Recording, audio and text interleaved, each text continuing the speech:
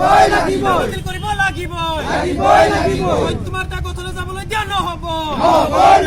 তোমাৰ তাৰ কথালৈ যাবলৈ দিয়া নহব তুমি অমৰ হোৱা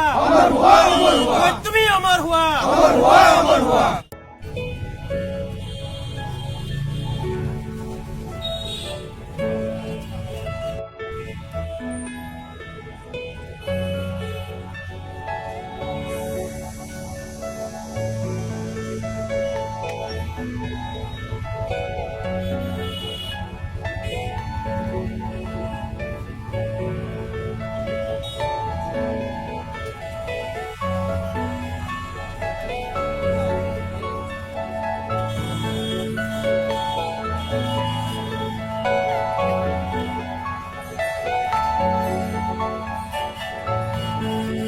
Are you all my personal friends?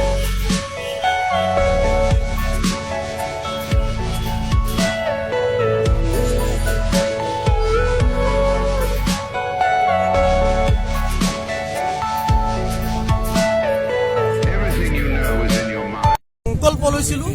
কাৰণ এই সময় অসম আৰু অসমীয়া জাতিৰ স্বাভিমান আৰু অস্তিত্ব ৰক্ষাৰ সময় আৰু সেই সংকল্প লৈছিলো আৰু সেই সংকল্প লৈ কা বিৰোধী জাতীয় সংগ্ৰামটোত নতুন বছৰত নতুন উদ্যম শক্তি আৰু প্ৰেৰণাৰে যাতে অধিক সংঘবদ্ধভাৱে ব্যাপকভাৱে আৰু গণতান্ত্ৰিকভাৱে আৰু ঐক্যবদ্ধভাৱে যাতে আমি আগবঢ়াই লৈ যাব পাৰো সেইকাৰণে আমি কালিয়ে এটা কাৰ্যসূচী ঘোষণা কৰিছিলো সেই কাৰ্যসূচী আছিল যে ৰাজ্যজুৰি আজি কা বিৰোধী জাতীয় সংগ্ৰামত প্ৰাণ আহুতি দিয়া 50 শ্বহীদক আমি স্মৰণ কৰিম আমি সেই কাৰ্যসূচীৰ অংশস্বৰূপে বৰপেটা জিলাৰ চহৰতো আজি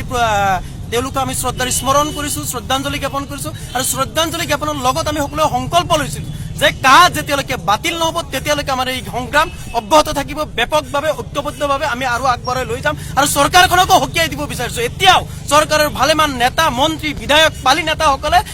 শ্বহীদসকলক দুষ্কৃতিকাৰী সজাবলৈকে তেওঁলোকে কিন্তু অপচেষ্টা কৰি আছে তেওঁলোক সকীয়াই দিছো তেওঁলোকে যাতে এই কামটো কৰিবলৈ চেষ্টা নকৰে এই কামৰ পৰা তেওঁলোকে আঁতৰি থাকক নহলে অসমৰ ৰাইজে এই আন্দোলন কেৱল কা বিৰোধী সংগ্ৰামলৈকে সীমিত নাৰাখে অসম বিদ্বেষী অসমীয়া জাতি বিদ্বেষী বিজেপি দল আৰু চৰকাৰক অসমৰ ৰাজনীতিৰ পৰা উফৰাই পেলাবলৈকে কিন্তু অসমৰ ৰাইজে সংগ্ৰামৰ আৰম্ভণি কৰিব এই কথাটো তেওঁলোকক আমি